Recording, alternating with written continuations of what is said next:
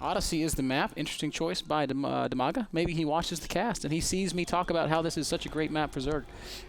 Maybe that's you why say he this pretty much Odyssey. every single week. Of course, if you guys do not know, MrBitter has a little segment called the balance sheet where he takes a look at all the numbers regarding the NASL games that have been played so far. And well, Ben, share your thoughts on Odyssey. Well, it's been a good map statistically all season long for Zerg, although it's not been that played. You know, we have to be very careful when we talk about what's good and what's bad when you have a small sample size. Listen to me talking like I know math. But Odyssey plays out well for Zerg, and we don't have to look at the numbers to understand why. It's got a very accessible third base for Zerg and a very vulnerable third base for the other races. It's got pretty much like one level mid-map. Can I say that? Which makes creep spread very, very easy for Zerg, allows them to take so much map control, allows them to be very allows them to see things that are happening all around the map. So that's going for Zerg as well. Why are you giggling? Because, you know, I was just thinking if I would ever design a map myself, I would put like... It's like hills everywhere. Yeah, no, I would just put like the 2 spawning locations and like the village, and then like it just goes towards the middle of the map, which is like the Mount Everest. It just goes up every single time. So you need high ground vision all the time to put a new... Call it like Aztec Temple, and it's just like a terraced... Yes. Okay, I can dig it. Also, guys, I got to give a big shout-out to Scotland. I know we've got some Scots tuning into the broadcast today. Dimaga's going to scout this 2-racks opening from DeMuslim. That's a pretty aggressive 2-racks opening. Yeah, they're pretty damn early. DeMuslim is not well, he's building SUVs. I think it was either 11-12 or 12-12. No, it was definitely correct in 12-12. I think it was even 11-11, man. Or 11-12. It was 11-12. I was just thinking, because you mentioned Scotland, I was thinking of the Irish fans today in the Euro 2012. Despite their team not being very good, the fans were fantastic. I looked up on YouTube how to do a Scottish accent because I think they're so cool sounding. They're but really cool. It's hard to do, man. Scottish. They roll the R's. Not now, Ben. No, not very good. Maybe if we had a Scottish player. Little drone war. You know, there was a very famous Scottish player. Let's talk about the opening. We see Dimaga going head first, but he did scout the 11 or 12 or 12, the double racks opening basically by the Muslim. So he's following up with a spawning pool straight away, and most likely will get a really quick spine crawler. Oh, a late spawning pool. So it was like a 16 pool, which is already going to put Dimaga in a little bit of trouble. But he sees it coming, so he should be able to prepare. He's also probably repositioned that Overlord in his natural, and he's doing that as soon as I say it. Good stuff from Dimaga thus far. Has to be very careful not to let this bunker go up. Yeah, exactly. He has to keep a close eye on this SUV. That's one of those things that's super important. Dimaga straight away pulling 6 SUVs. Obviously quite worried about that single. Look at this, the one lonely Marine man. He's just standing here. He's not shooting yet. Fires the missiles. Takes one shot and then runs for the hills. Drones are scary, man. I wouldn't face off against the Muslim is bringing 5-6 additional SUVs as well, and the Muslim wants to make this a quickie. This is going to be pretty much everything or nothing already. He only has 16 SUVs, and he has 6 of those on the map right now. Overlord takes some damage, but does not fall. Dimaga's got to be very careful about how he engages. Wants to buy time for the spot. Oh, pulling all of his drones. Dimaga says, pulling out all the stops.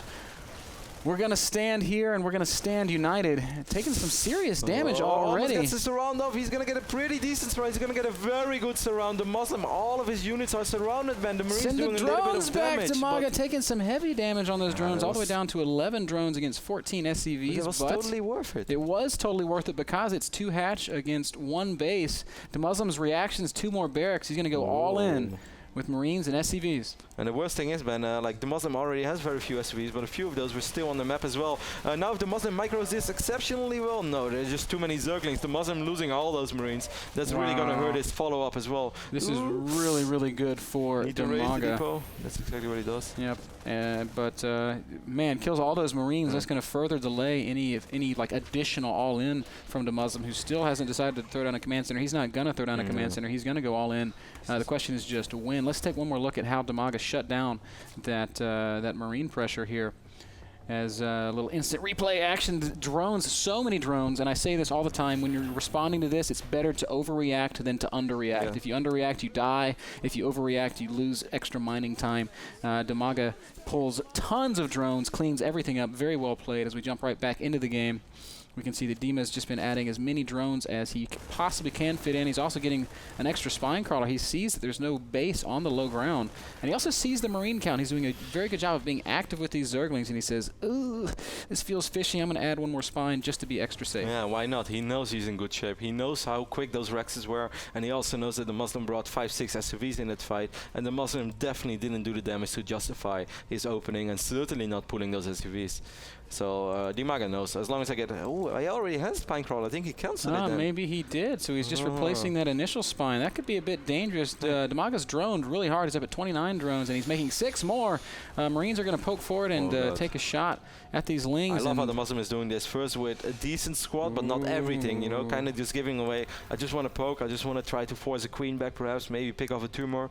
Now Dimaga knows. Okay, so 3 more spines going down immediately. Dimaga does know. He is certain that Overlord was in a good spot. Spots these units moving out. We've got a lot of Lings in production. Probably wants to pull both his queens down into the natural. He's got to soak up as much damage as possible. Oh, I don't know if these spines are going to finish though, Kev. Again, Dimaga's going to be forced to make a big reaction. The Muslim has to go all out straight away. The longer he waits, the more HP he's going to get on the spine crawlers. Dimaga's just pulling everything. So many drones. The queens are going to fall, but the spine crawlers will most likely go up. Oh, Dimaga knows that if he holds here, he's going to be fine. SCV is completely surrounded, and the spine crawlers will complete. Oh, pull back, Dimaga. Make those Marines fight against the spines, and that's exactly what's going to happen. DeMuslim has the supply lead, but just barely. And look at these spine crawlers work on the Marines.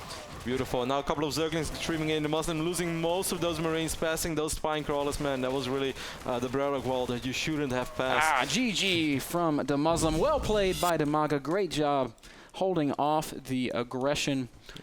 In just a second, we're going to take another look at that final fight. But for now, man, great job by Dimaga. I think the story of this game is what you already said, man. Never underreact. First time he pulled quite some drones. It was totally worth it. And now in the final fight as well, just one more time. Man, he had more drones than the Muslim had units, I felt. He just pulled everything. Drones were coming in from all directions.